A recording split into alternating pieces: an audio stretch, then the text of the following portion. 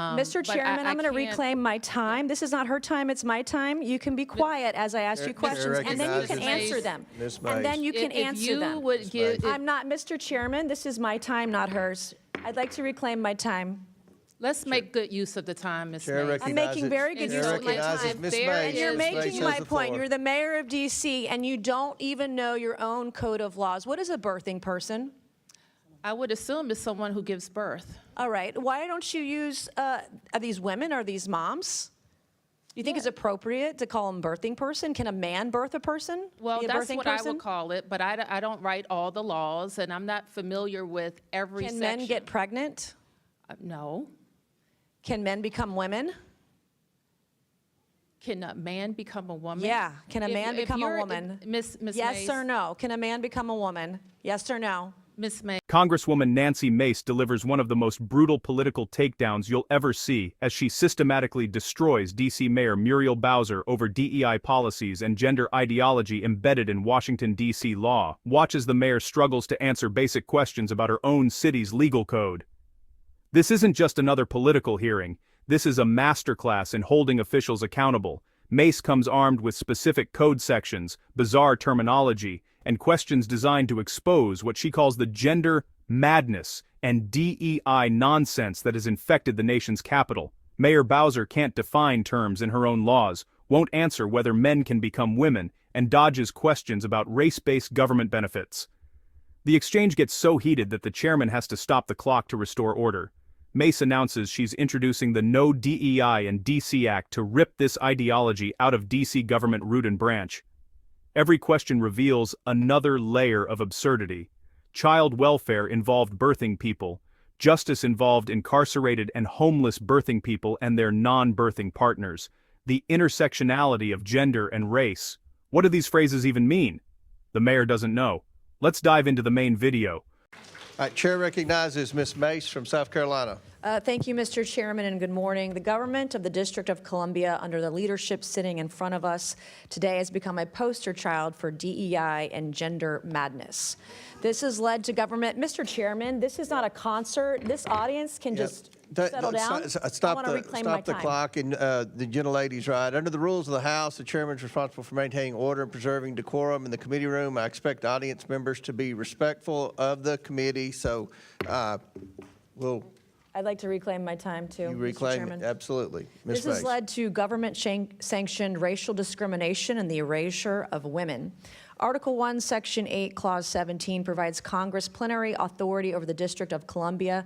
Using this authority today, I'll be introducing the No DEI and DC Act. This bill will rip the DEI and gender bender nonsense out of the DC government root and branch and restore common sense and equal treatment under the law. As the individuals charged with writing DC laws, signing DC laws, and enforcing DC's laws, we have some questions for you on the meanings of some of the curious terms we have found in the DC Code. My first question for Mayor Bowser, it's yes or no.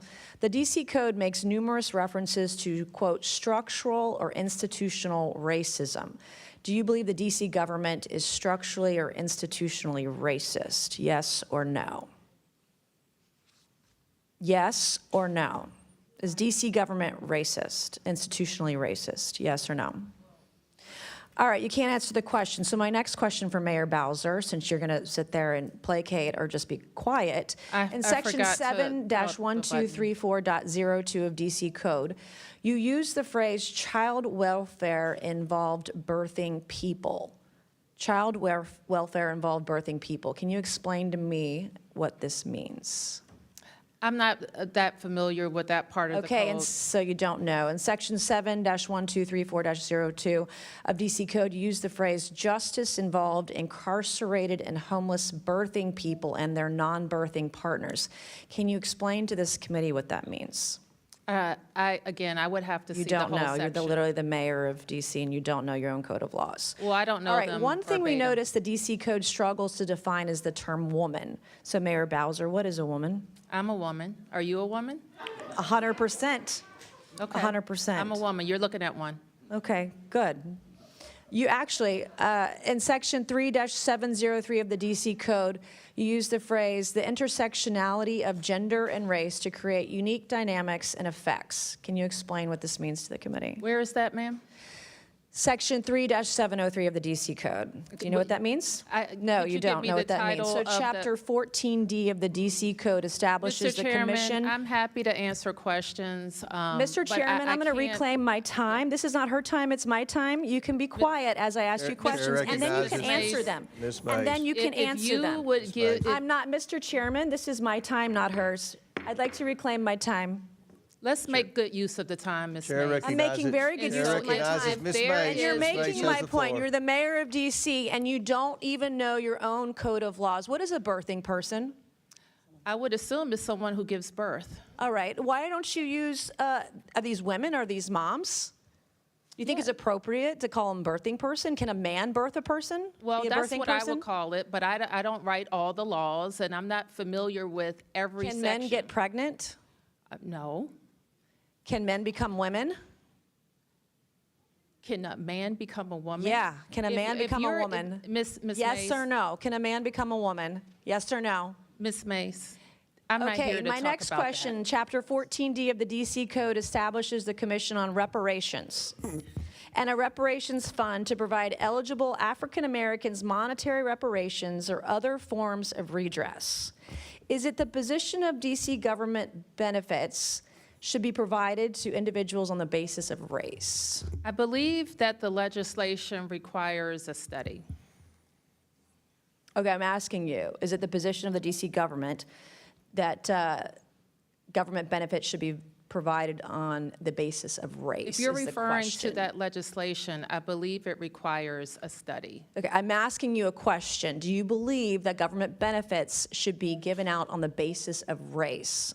That is the question. This is the third time I'm asking. We have any number of benefits programs, and eligibility is Okay. established. You're not answering per- any of these per program. questions. I'll give it to you. You're slick.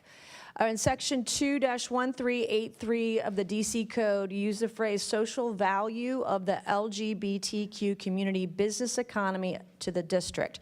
Can you explain what this means to the committee? It means that LGBT businesses provide economic benefit to the district's economy. Do you think all businesses provide economic benefit to the DC economy? They should, or they would be out of business. Yeah, of course. All right, thank you, Mr. Chairman. I yield back. Congresswoman Nancy Mace didn't just win this hearing. She exposed the entire rotting foundation of DEI ideology and proved why it must be ripped out of our government institutions immediately. Her systematic demolition of Mayor Muriel Bowser wasn't cruelty or political theater. It was necessary accountability, the kind of fearless questioning that every elected official should face when they allow nonsensical jargon and discriminatory policies to infect our laws. Mayor Bowser's performance was nothing short of catastrophic. Here sits the chief executive of our nation's capital, responsible for enforcing the laws of Washington, D.C., and she cannot explain the most basic terms written into her own legal code. She doesn't know what child welfare involved birthing people means. She can't define justice involved incarcerated and homeless birthing people and their non-birthing partners. She's unfamiliar with the intersectionality language embedded in D.C. statutes. This isn't a minor gap in knowledge. This is a fundamental failure of leadership and competence. But Mace's brilliance wasn't just in exposing the mayor's ignorance, it was in revealing the absurdity of the entire DEI framework. These aren't just awkward phrases or harmless updates to inclusive language. This is ideological colonization of the law itself, the replacement of clear, meaningful terms like mother and woman with dehumanizing bureaucratic gobbledygook like birthing person. And the officials pushing this language can't even defend it when questioned. They can't explain it. They can barely acknowledge it exists. The question about structural racism was masterful. The DC Code is filled with references to institutional and structural racism. These aren't throwaway lines. They're the foundation for policies, for funding decisions, for how government treats its citizens. So Mace asked the obvious question, is the DC government structurally racist? If the answer is yes, then Mayor Bowser is admitting she presides over a racist institution. If the answer is no, then why is this language in the code at all? The mayor couldn't answer because there is no good answer. The term structural racism is designed to be unfalsifiable, to allow accusations of racism without having to prove specific discriminatory acts or intent. Mace understood this perfectly. She didn't let the mayor hide behind complexity or nuance.